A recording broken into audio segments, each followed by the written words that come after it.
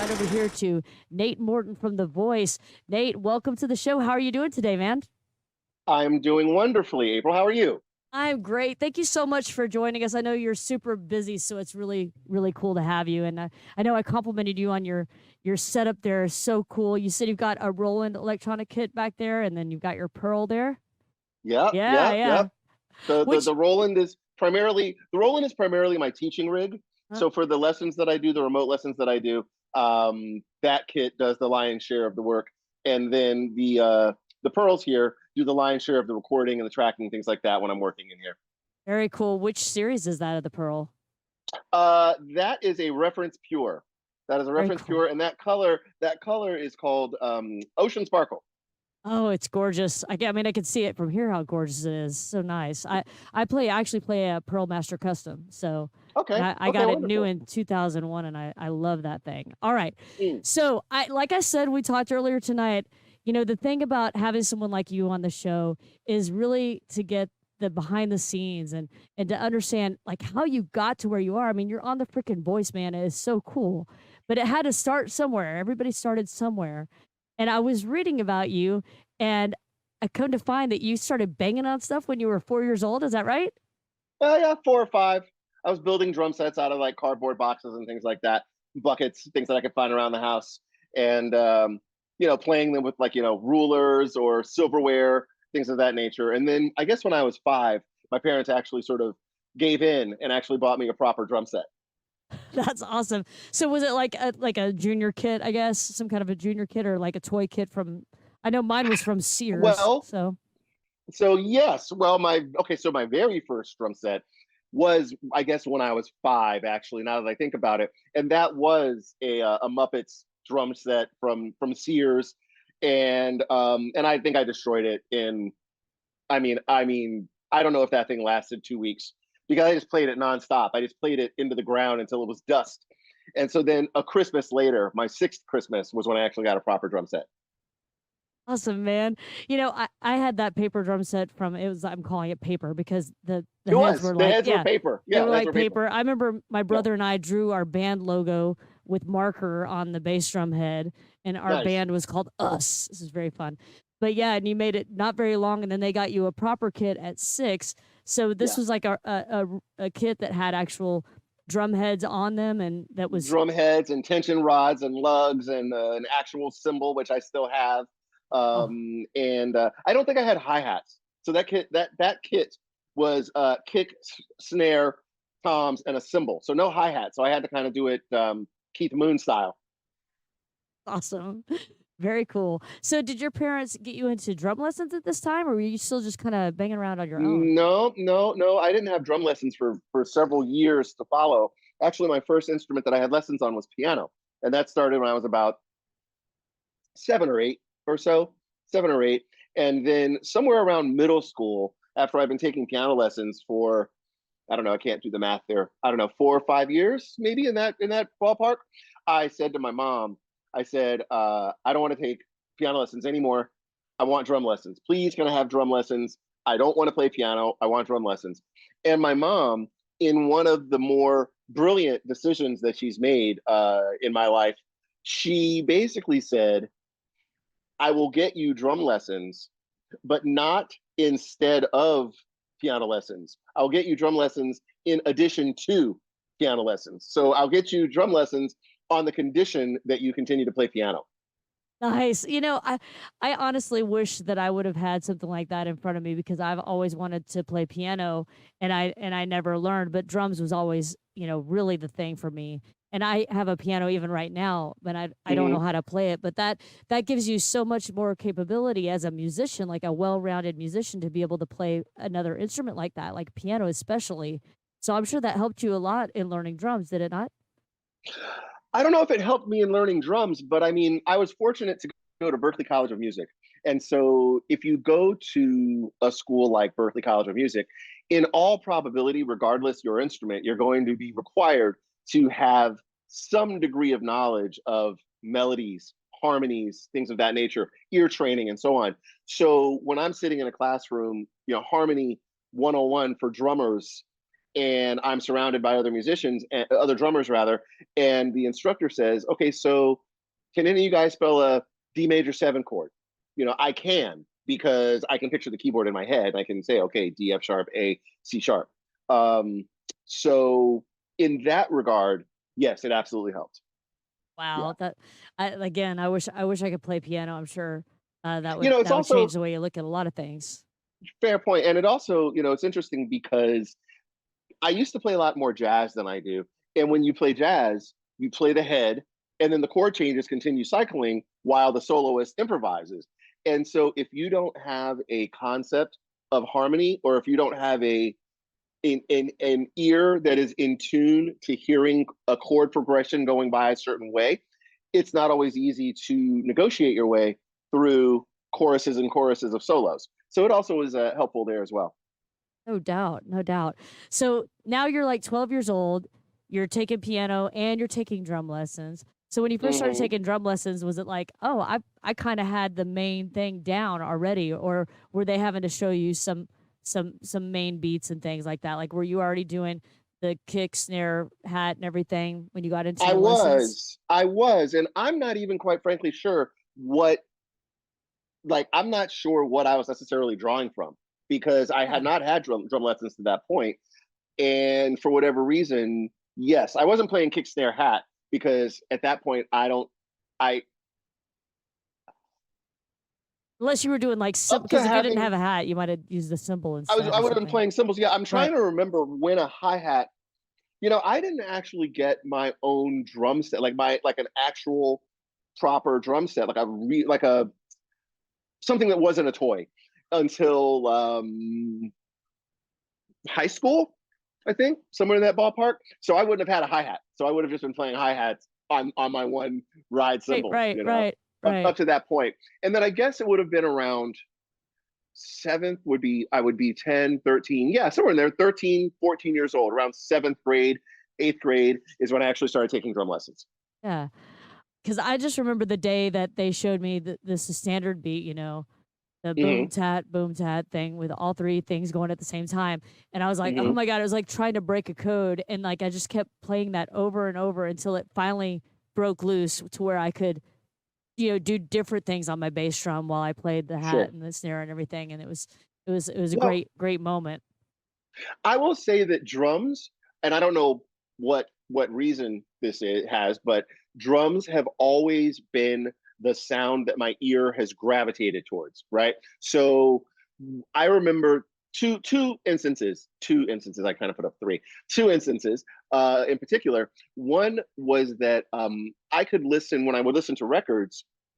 I like the drums were for a reason the loudest thing to me, and so I would play along to like Kiss records. And at the time when I had my first drum set way back when I was 7, 8, 9, my mother had a big stack of 45s. And so in my bedroom, I basically stole her old record player and stacks of 45s. And I would have those there, and I would put the record player beside the drum set, and I would play along. And so I was very much self taught at that age. And I can't tell you what helped me make the determination what I was hearing, but that was kind of the way that went at that point. And then I remember flashing forward several years, being at a concert with my father, and he would take me to hear different artists and so on. And with all due respect to every other instrument that exists, he would take me to, for example, smooth jazz concerts. So here's a smooth jazz group playing, and the keyboards, to me, the keys sounded like this. And the bass sounded like this. And the solo sounded like this. And the drum sounded like this. Like they were the one texture Yeah, that yeah. really just like stuck out to me. I was Like like, the groove this that just kicked this right through. texture, Yeah, yeah, yeah. this texture, everything else seems very smooth and mellow, and you know, what's the word I'm looking for? Almost like something that would put you to sleep otherwise. But the drums, especially if you were to see a concert like that live at an amphitheater, for example. So the thing that's blasting through the speakers is that drum groove, boom, boom, boom, while the people are playing whatever they're playing over it. So yeah, drums have just always spoken to me. It's just always been a thing. That's so cool. So by the time you're in high school, did you join a band? Did you have like a garage band at that time? So in high school, I met a guy. Are you familiar with a band called TV on the Radio by any chance? No, I'm not. No? Okay. One of the founding members of that band is a guy named Dave Sidik. And Dave Sidik, I mean, that band was sort of his vehicle, and now he's like doing so many magnificent things and producing incredible records, and just he's an amazingly talented cat. But Dave Sidik is the first ever other musician I ever played with, if that makes sense, right? So up to high school, it was me in my bedroom banging on the drums. And even once getting drum lessons, it was, still me in my bedroom practicing on drums. And it was at one point I was in the band room in high school playing whatever I was playing, I don't know. And Dave stuck his head in the door, and walked in, and he was like, "Hey man, I have a band. You should come over to my house so we can jam sometime." And I was like, "Okay, cool." I didn't, I don't, sure. So I say to my mom basically had a 1978 silver Pontiac Firebird. And so we pile a kick drum and a snare drum one weekend into her Firebird, kick drum, snare drum, hi-hat. Just side note, And love that car, but go ahead. yeah. Well, I love that. she could have, And I'm she trying to could have picture it gotten in it. there too, man. Yes. Well, if you're familiar with that car, for I any of am. your, listeners, watchers, viewers who Yeah. are, then you know that a kick drum is not going in the back seat of that car. Right. You Not at can't all. push the front seat far enough No. up to Right. get a kick drum through there. So basically the kick drum rode shotgun, and I, rode in the back seat with a snare drum and a set of hats and a hi-hat stand, kick pedal, maybe a drum throne, I guess. And she took me to Dave Siddick's house. And so, by the way, she could have opted, because if anyone is not familiar with that car, it basically looks like the Smokey and the Bandit Trans Am. Oh yeah. And Totally. at that time, she had the option to get the Phoenix on the hood, right? And she did not do that, which I really wish she had. I think that would have been awesome. But I digress. To this day, that's the car I want, Nate. So Yeah, I'm on that. Yeah. I don't. Now, would you get the black? Would you get like the black Trans Am with the Well, Phoenix, or would you get the Firebird? I'd probably get the black Trans Am with the Okay. Phoenix, but the Phoenix would be a hot pink to be, match our Ooh. colors, for the breast cancer can stick it thing. So I'd have to do That would that. make a lot of sense. That would make a lot of sense. Now, April, we can continue this conversation I because know. I got a feeling I know a guy. So if you're actually serious, Oh my that might be God. something that we could, Yeah. make happen. In We'll fact, have to take that. We'll have to take that offline and definitely talk we can about have that conversation off air Very for sure. cool. So you Um, got your drums at his place and you guys got to jam. Basically, how I that mean, went until down. the cops came. That's We got always to the play until the answer. cops came. We got to play until the cops came, Right. and then the cops left, and then we played again, and then the cops came again, and then that was pretty much the end. But no, we played. I remember the second time the cops coming, it being dark outside, and I would have gone over to his house at 1 or 2 in the afternoon. So I mean, we literally would have played for 7 or 8 hours, like just all day. And what we were even playing, like who knows? He was just jamming on guitar and I was playing drums.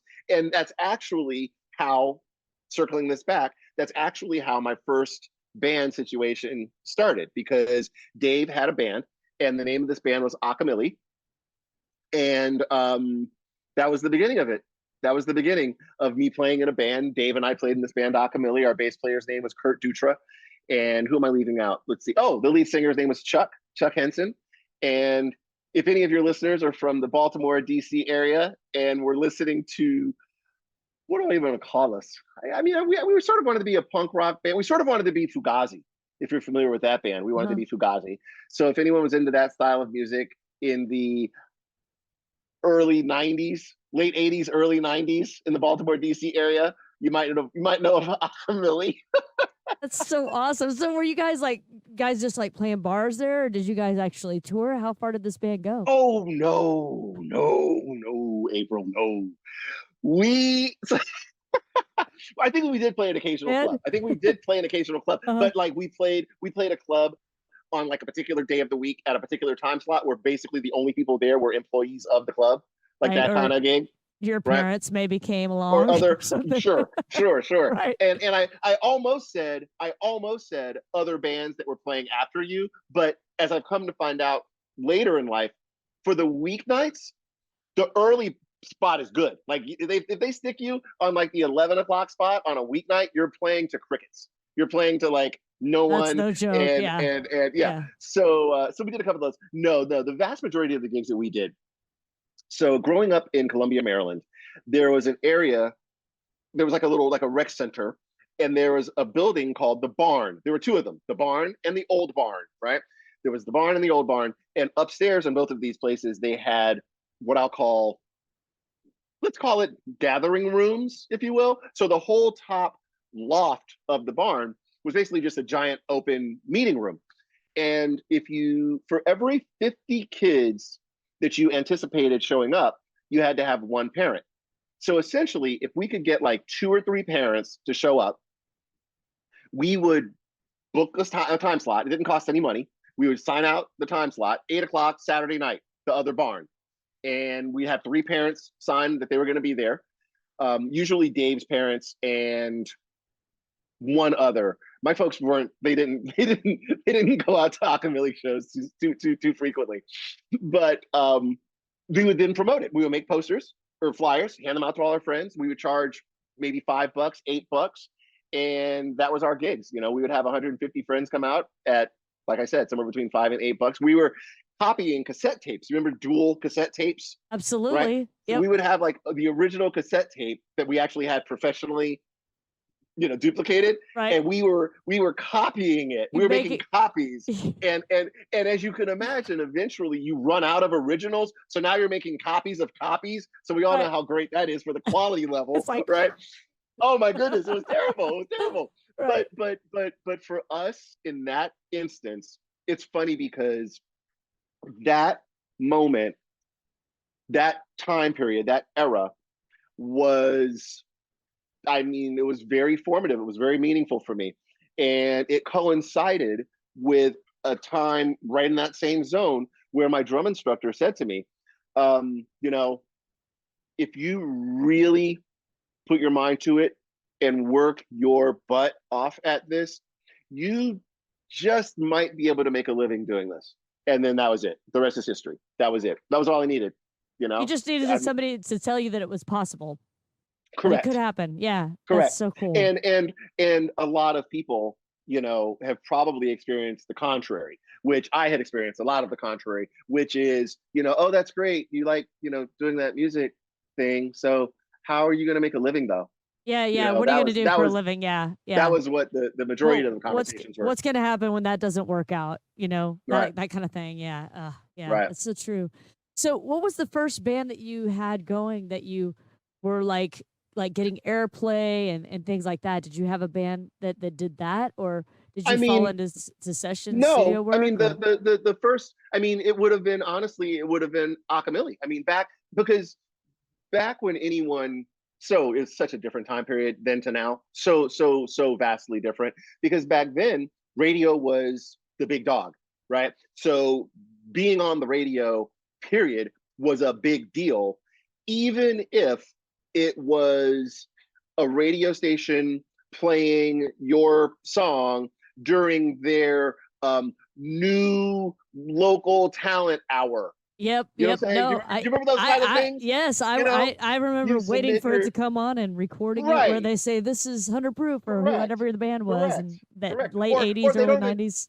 Right. Or sometimes they don't tell you if they're playing it or not. You submit it, and then you basically listen in hopes of hearing it. Every Sunday night waiting, yeah. Correct. Yep. So that would have been the closest. I mean, I was only my experience as a quote unquote band guy is fairly limited. I played in Akamili in high school, and that band for me kind of came in for a landing the year that I, left to go to Berkeley. I believe we did 1 or 2 more gigs, and I think that we sort of did try to revive it at one point, but it sort of came in for a landing at that point. And then through my college years, I was playing primarily in gigging, cover, top 40, wedding bands, things of that nature, because all I did was play. And so if I were going to be sitting behind a set of drums, I frequently needed to be earning a living sitting behind that set of drums. So that's why I didn't work in too many original opportunities. I did have one great experience with a band called Chuck from Boston. Um, Chuck was sort of a rock version of P Funk, if you can sort of imagine that. It was like a heavier version of P Funk. So that was a band that did do original music, and we did play colleges, and I did have that experience traveling around with that band. That was probably the earliest experience that I had, sort of maybe playing a packed club or Yeah. a packed college festival or something of that nature. Right, right. That's really cool. Now I want to start stepping into kind of like where things kind of broke open, where all of a sudden you had all these great opportunities, because I know, you've had so many opportunities over the last 20, 25 years. And I want to get into that, but I got to take a pause here for a second because we have so many questions coming in right Oh, now for you, Nate. And okay. I want to get these questions to these people while they're here, so Hit that me. we don't miss out on it. One person here asked, I want to be sure and get her name right. One second. Aquarius, she's my breast cancer survivor drummer sister. She also plays drums too. She Oh, wanted to know wonderful. what type of cymbals you use. I'm a Zildjian guy. I've had a relationship with Zildjian since 1990, four, something like that. Quite a while. 94, Cool. oh 04, 14. That can't be right. Hold on. Have I been with Zildjian almost 30 years? It's a lot of Yeah, math. I guess. Yeah, Yeah, yeah, it is. I know. yeah. I'm very good at counting to four over and over again. Uh-huh. Outside of that, math is not my strong suit. But yeah, so my Zildjian relationship began, and it began understand this as well. I'll just take a brief moment to touch on this. In terms of being with a company, or in terms of having a professional relationship with, with a company, with a manufacturer, that's all about building a long-term relationship. So when I say I've had a relationship with Zildjian since 94, that basically means in 1994, I did something locally in Boston where I was lucky enough to meet someone from Zildjian. And I basically said, hey, can I have your card and can we stay in touch? And, so on and so forth. And I'll let you know what I'm doing. And then that basically started like, oh, sure, bam. And then that has grown over the course of, like I said, almost now 3 decades to be what it is now, if that makes sense. And it's been that way That's with very cool. No, all of my companies. I think it's important to state that, especially when you're talking to other drummers out there who are maybe looking to form a relationship, and that loyalty. It's important to mention those things because that's just a good thing to make note of. Yeah, that's Building always the beginning. relationships are important. Yeah. Um, That's always the beginning yeah. is starting a relationship. Also earlier when we were talking about that your mom said you could take drum lessons, but you had to keep doing piano also. So Mm-hmm. she would let you do drum lessons if you stayed with piano. Kim Lusk, who is also a breast cancer survivor and an amazing bass player, she said, Hmm. piano is a percussive instrument and a natural, the transition is natural. You rock, Nate. I'll make sure and let you know that she said that. Nice, thank you. Max says, Mama was smart. That's a great way to learn timing and structure for sure. Mm-hmm. Um, Mm-hmm. Kim Lusk wants to know if you could have any drum kit in the world, what would it be and why? That's pretty. I mean, Terry Bozzio goes to mind. I don't know. Any That one drum that he kit in the tries around. world. Gosh. Oh no, don't give me that. I would be handcuffed. I wouldn't even know the first thing to hit on Yeah, I Terry know Bozio's kit. that thing, man. Uh, let me think about that. Let me give you. Hold on. Give me 7 seconds to ponder this. Let's see. Hmm. Hmm. Good question, man. I would have thought of that one. Well, it is a good question. Well, what I'm doing now is I'm thinking like historically. Like I'm not thinking the kit for me, like what would be my dream kit, because I'm fortunate that Yeah. I have a complement of things to play. But I mean, maybe if you could give me the Alex Van Halen Rototoms kit, that might be a fun kit to have. That might be a dream, a fun kit That, to have set up in like my room. Although, 83, 84 era, yeah, somewhere around there. although I think I'm going to become unpopular when I say this. Was that a kit during the Van Halen era or the Van Hagar era? I'm pretty sure it was Van Halen because I'm picturing. I think you're I right. I was a huge Van Halen fanatic, and I had that Yeah. poster. They had posters for each individual member, and they had that Hmm. poster, and it was about 83 because it was before. I base everything off of Eddie's hair and his outfit. So he had those Okay. overalls with the with Yes. the same paint job as his guitar essentially, and it came out around the same time. So I'm thinking it was 83, 84 ish. So I might So have, okay, so then I might have to shift gears because while I do enjoy Jump and Hot for Teacher and but it was Panama and so on, I diver have to down. admit, well, but I have to admit, I'm kind of on Team Hagar. I like those songs more. So I might be a hypocrite if I ask for the Rototoms kit, given the fact that my allegiance is more with Sammy. Put a pin in that one. I'll come back to it. Put a pin in it. And for the record, I am all Van Halen. I like the Hagar era better just because I like Sammy Hagar better as a guy. I just think he's the coolest, most down to He earth seems like guy. it. He seems Yeah, very much like it. Yeah. I got to meet him at a fantasy camp I did right after I finished chemo, and he was Okay. super down to earth. And I mean, it's not like I spent a week with him, but at that moment in time, he was definitely a super cool guy. He definitely seems like an easy guy to be in the room with, Yep, if that makes sense. exactly. You know what I Yeah, mean? totally. Yeah, just like Some people aren't easy to be in the same room with. He seems like an easy guy to be in the same room. right on, right on. Max Strohs wants to know who were your main influences. Okay, this is it. This is the moment I've been waiting for. Because this is my You're favorite so funny. answer. You Come were on, so funny. You give were it to so him. funny. Okay, no, I'll give you my Rushmore, and I'll give you my Rushmore of drummers. And it's interesting because when I say Rushmore, I mean four, like my top four. And I've posted this before online, and I'll say, "Here's my Rushmore," and people will say, "Oh yeah, here's my Rushmore," and it's a dozen drummers, and I'm like, "You don't understand what Rushmore means." People, Now, that being said, it's hard. It's hard to narrow down four guys, right, or girls, that have been the influencers to me, or the people that I've loved the most. So they are in no exact particular order. Vinny Colaiuta. Reason yes. being, I've never known a drummer with more facility and at the same time ability and discipline to only ever hint that he has that amount of facility. Like he could play an hour and a half with Sting and only ever hint that he could completely blow out the back of the room, right? So Vinny, my all-time favorite band in the world is Fishbone, and the drummer of that band is Philip Fisher, and he was a big influence on me. There are times now when I go back and listen to Fishbone records, and I'll hear him play a fill or an accent or a thing, and I'll go, "Oh, that's right, that's where I stole that from." Right? So Fish from Fishbone. Who's my third? My third is Omar Hakim, and I have certain reasons that are both musical and, if I'm honest, cultural, why Omar Hakim is on my Rushmore.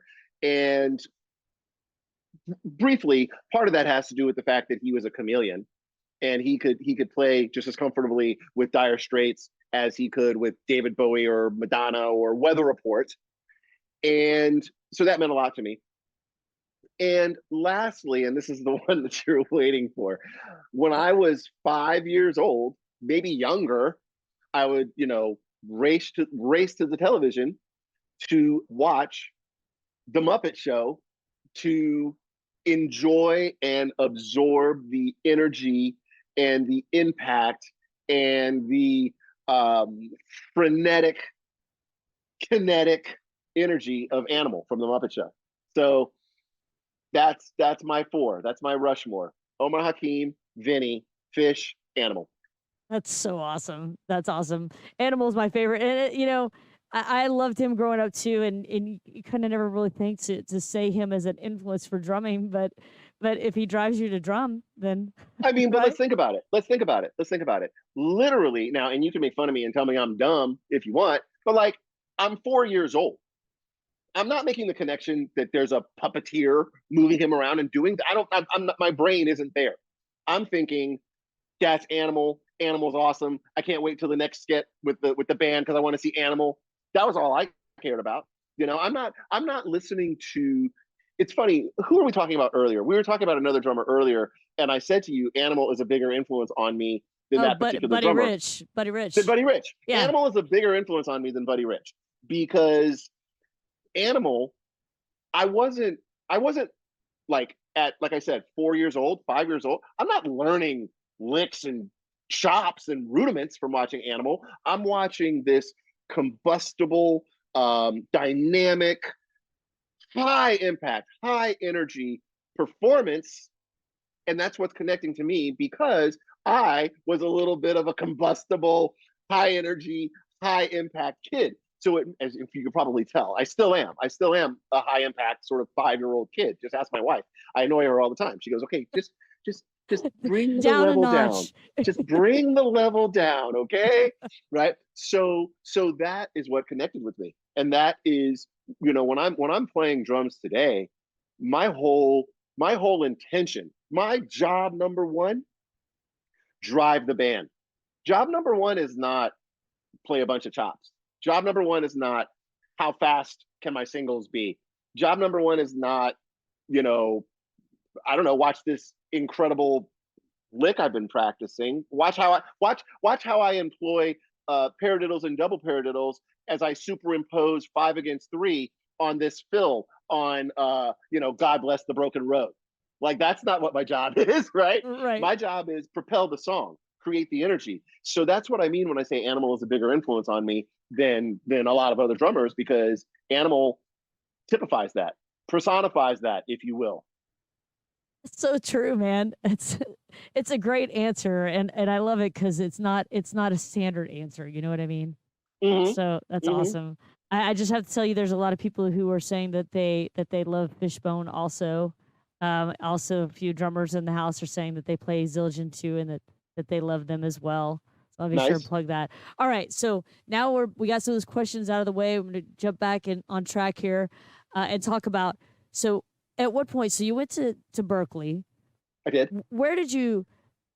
It had to be like a network situation where you were networking and building relationships.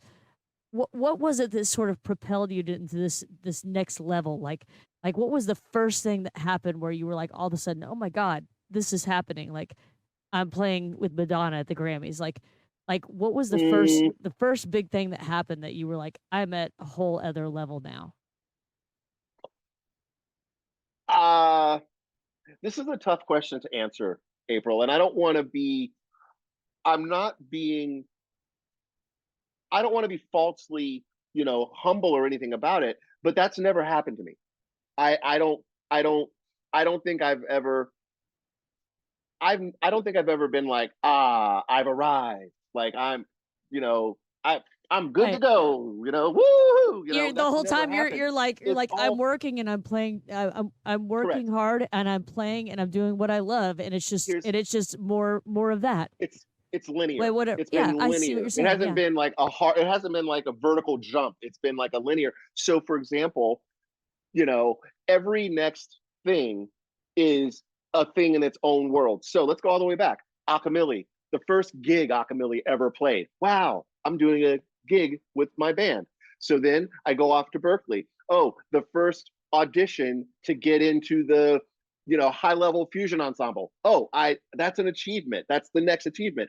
Oh, I'm at Berkeley. I get a gig playing weddings. Wow, now I'm actually getting some money in my pocket to play the drums. This is incredible. I'm playing jazz gigs on a cruise. Okay, cool. Like on like the Harbor Cruises in Boston. I moved to LA, right? The first gig I auditioned for in LA, oh, this new artist, Billy Myers. She's got a summer, like not a summer single, but well, yeah, summer single. A summer that her song was really big, and we toured for the year behind it. So every next thing has been like, oh, now I'm playing with this artist, and they've sold these many records. Um, I'm opening for this artist, right? Oh, now I'm playing in the band that's headlining. Oh, now so it's really, I mean, I know that that's a non-answer. I know that's a non-answer, and it would be great if I just said, you know what? When I looked out and I saw the crowd when I was playing with fill in the blank, I knew that was it. Not really, you know.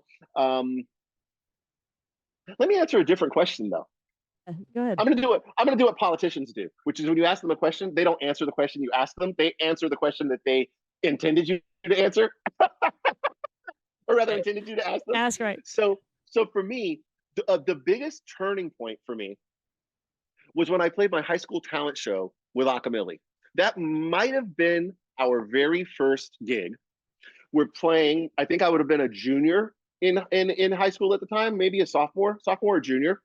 We're playing to 1,000 of our peers, right?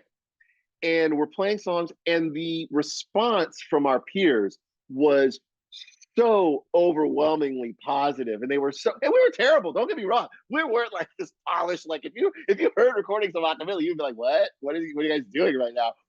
But it was that response, and it was that feeling and that energy, and in that moment, again, this is all kind of in the same era where my drum instructor Grant Menifee has said, maybe you could do this, and then that coincides with this amazing feedback that I'm getting from my peers. And it's that feeling and that emotion that essentially made me go, okay, music or bust. So that's not exactly when I felt like, oh, I've made it or I've accomplished this or that, but it was definitely pivotal in the sense that what was accomplished in that moment was the decision being made that this is what I am meant to do. Yeah, that's awesome. I love that. And and to just kind of keep moving forward and just continuing to do what you love and focus your energy on that and work really hard and be able to make a living at it. I mean, was there a point where you were working in another job and you finally were like, okay, I can now stop working that other job? Or have you always just made all the money that you made through drumming? There have definitely been times when I should have had a job. I can answer it that way. There have definitely been times when the smart, responsible decision would not have been to eat potatoes every night for dinner and go to, in Boston, we had a place called Au Bon Pain, which, if anyone isn't familiar, it's basically like a Starbucks. But they would have this fresh baked bread, these fresh baked loaves of bread. And literally, me or my roommate, Bill Lee, would go and would get literally, like you hear of in sort of movies about just, bad economies and things of this nature, we would go and get day old bread. We would go the next day because they would sell the fresh bread the next day for $1 for a loaf of bread. So we would literally have potatoes, bread, and water for dinner. So probably should have had a job at that point. Let's go But no, on though. Like, I mean, where you were, it's really just, kind of scratching and clawing your way for a little while. here's the thing. Here's the thing, April. My best day, my worst day playing drums is better than my best day doing anything else. And it's always been that way. And the drop off from here's me and I'm playing a gig to earn a couple of dollars, even if I'm getting paid at the end of the night in change. And that's not an exaggeration. Even if I'm getting paid at the end of the night, the band leader goes, okay, man, let me see. Here you go. And I get, $3.17 in change, right? That day for me, back then anyway, when I was in college, was better than any day doing anything else. Um, hey, Nate, you could be working at, I don't know. Oh, the Sheridan. I worked at the Sheridan. I worked at the Back Bay. Okay, there, you got me. There's one. I worked at the Back Bay Sheridan. Uh-huh. And oh God, this is a story. You'll appreciate this. So just on the subject of just music and just the way that, my brain is operating. I worked at the Back Bay Sheraton. I wanted a gig that I was certain would not interfere with gigging. So I felt like, okay, I'm not going to be gigging Saturday morning and Sunday morning, right? So I got a gig there as a buffet runner. If you're a buffet runner and you're the buffet runner for like the brunch, Saturday morning brunch, Sunday morning brunch, the buffet opens or breakfast opens at 6 in the morning. So I have to be there at 5 in the morning to prepare to open for 6 in the morning, people walking in the door to eat brunch. So I lived walking distance from the Back Bay Sheraton. And there are a couple of nights there where, number one, I get in from a gig. I get in from like a Friday night gig at 2 in the morning. And I've got to get 2 hours of sleep to be up at 4 to leave to walk to the Back Bay Sheraton so I can be there at 5 to prep to open at 6. I'm walking, I'm a zombie. walking to work. It's still dark outside, and there are people driving by in cars, like, woo! Like they're still out partying from the night before, Oh dear right? God. And here's Yeah. me trudging. Yes. So I remember, I think I lasted 2 or 3 weekends, maybe three. But I remember calling my boss. Her name was Diane. And I said, "Hey, Diane, it's Nate." I called her in the middle of the week. I said, "Yeah, Diane." I said, I can't make it this weekend or ever." And that's how I ended up losing. That's how I ended up leaving that job. I Yeah. basically Yeah. said, I can't make it this weekend or ever. And she said, "So are you quitting?" Uh-huh. And I said, "Yeah." I said, "I can't do it. I just can't do it." So yeah, so that's my very short other jobs resume. It's very short. Short resume. I wish I would have talked to you like when I was in my 20s, because your view of drumming and just having it as a career is really encouraging, and I think a lot of people need to hear that, as far as like, hey, if you set your mind to it, this is something that you can do. And it doesn't have to be, with the goal of playing for millions of people, or Sure, whatever it is, or touring with a band, or whatever it is. The goal just should be, if you love drumming, drum. sure. There's so many things, and I know that we have a limited amount of time, but there are a bunch of things that I just want to throw in here really quickly. Number Yeah, one, go ahead. I would simply say this: when I talk about these kinds of things, or when I share information, it's just my experience. I'm not. I personally was not a Plan B guy. Like I wasn't. I never had really like a Plan B. I'm not saying that's the way to do it, though. I'm not saying, so go out there, everybody, with no backup plan and just go. It'll be great. So that's not what I'm doing. I'm just saying that's what I did, but it's not for everyone. And by it's not for everyone, I mean too, I have a great friend of mine. His name is Troy Velasquez, great drummer. And I will never forget this conversation. We were in Boston, and I was having a conversation with Troy, and Troy's a really good player. And I said to him, I said, "Troy, like you're a really good player." Troy at the time, Troy has always, as long as I've known him, had a day job of some sort. And I said to him, I said, "Troy, I said, you're a really good drummer. I'm a little bit surprised that you don't just play full time." And he said to me, "So Nate, all you do is play. So what that means is there are times when you've got to take every available gig because that's all you do, no matter how crappy that gig might be, or how far away it might be, or how awful the load in might be. But you've got to do it because that's all you do. Whereas I work a job so that I can basically cherry pick the particular gigs that I want to do. And if it's something that I don't want to do, I can just say no. And it doesn't put my livelihood on the line. So that's the other approach. You know what I mean? Troy's approach is equally as valid as, my approach. Difference being, I had a very difficult time. I like for me, like I said before, my worst day playing drums. My worst gig is better than my best day doing anything not playing. And then the last thing that I'll say is, I feel like if you quote unquote go for it, right? If that's what you go for, even if you quote unquote fail, you don't get on that tour. You struggle for 5 years and you finally go, well, I struggled for 5 years in LA, didn't work out, gonna have to, shift gears and be an accountant or whatever it is that you should choose to follow that. At the end of the day, you'll never look back and go, man, I'm so angry that I attempted to accomplish my dreams. However, if you don't do that sort of thing, you can very easily wind up in a situation where you're going, man, I really wish I'd made a greater attempt to accomplish my dreams. You know?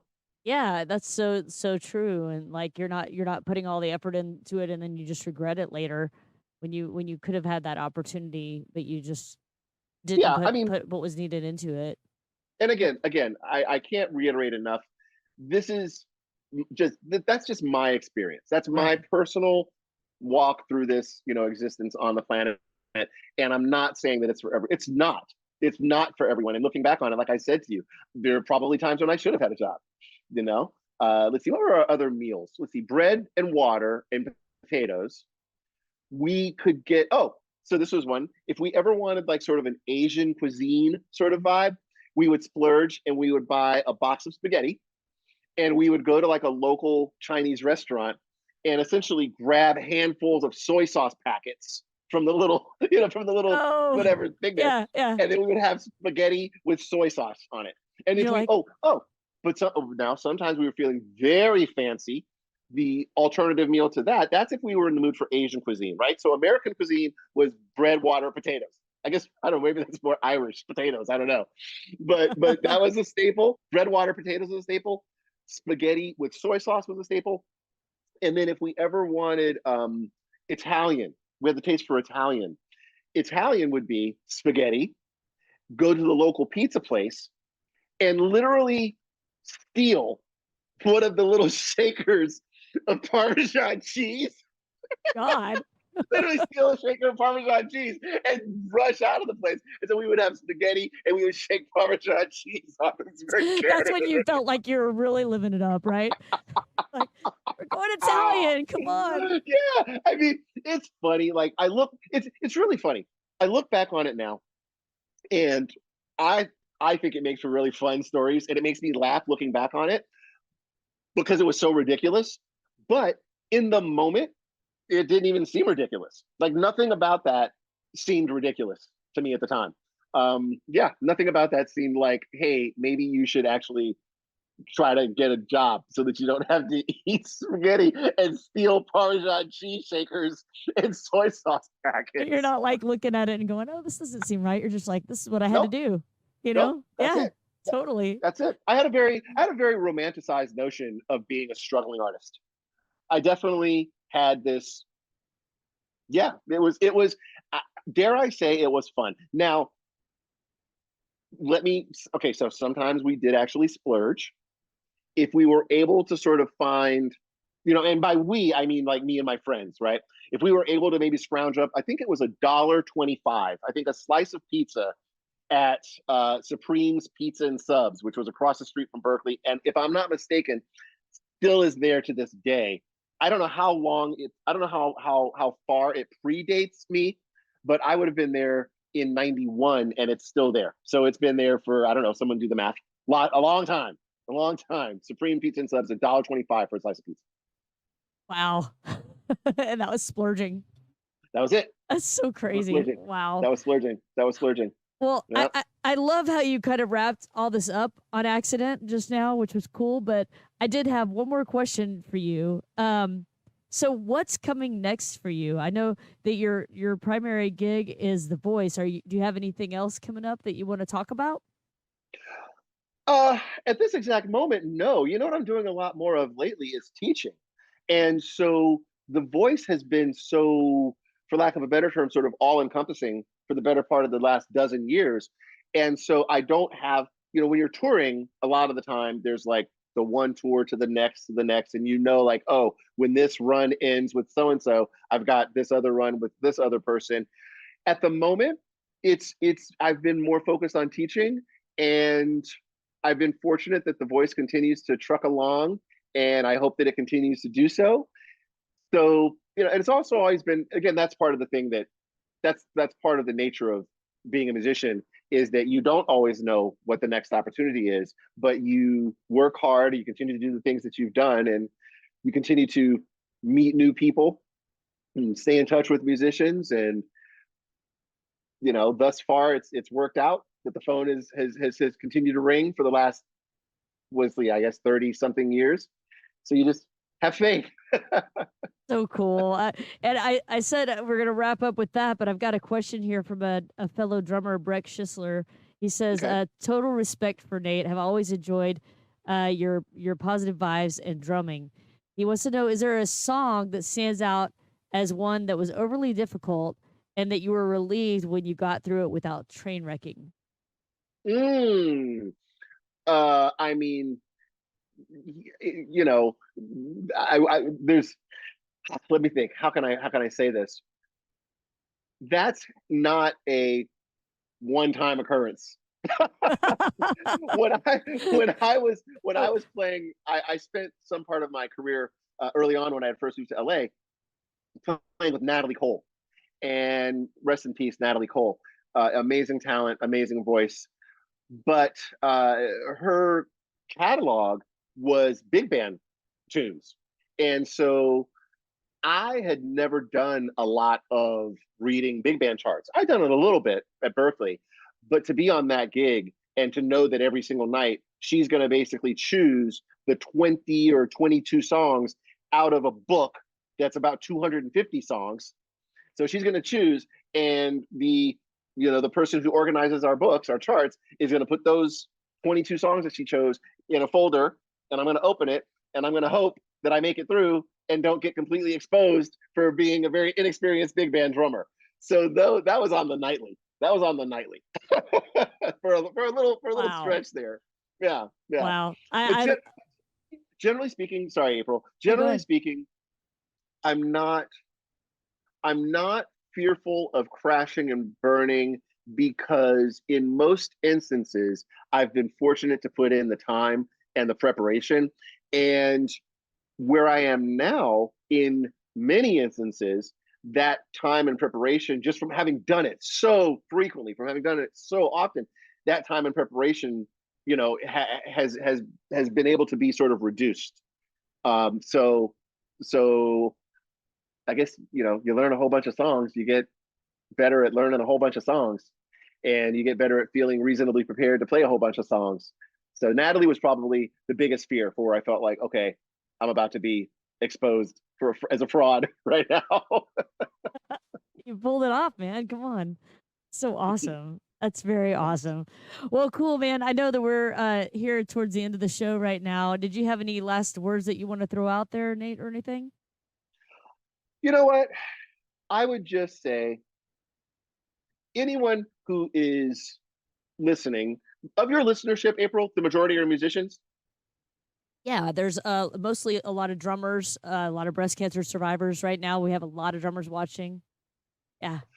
For your viewers who are musicians, I would simply say the best bit of advice that I ever got was play as many styles across as many different genres with as many different players in as many different settings as you can, while listening to as much varied and just like a wide array of music. And that seems very simple, but it is what I have done, and I think that it's probably the single piece of advice that's meant the most to me. That's powerful stuff right there, and I mean, I'll take that. I like the sound of that. That's even sounds Yeah, fun, to try exactly, to get outside of your comfort zone and do some different things. Actually sounds kind of exactly. fun. Cool. Well, man, Nate, thank you so much. I know you're such a busy guy, so it means so much to me that you were able to join tonight and uh, answer all these questions. That so many people uh, chatting with us here. Lots of people are showing you love right now. You have to go back and look through the comments sometime, but there's a lot of people showing you love. I don't know if you know Oh, Chip Ritter out of Arizona. He's yeah.